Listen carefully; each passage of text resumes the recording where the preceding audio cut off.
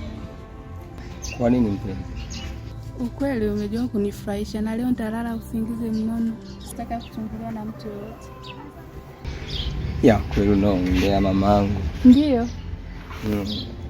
Kabisa. Sasa huu ni mwanzo. Kuna mengi yanakuja kwa ajili yako mamangu.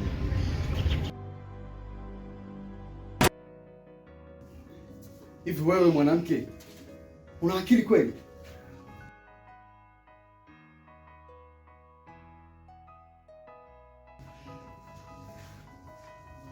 Yaani wewe ni mke wa mtu unashikwa hadharani vile?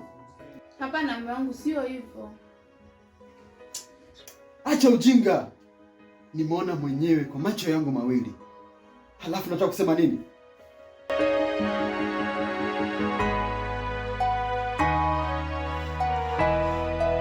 Sinakuuliza au jeuri?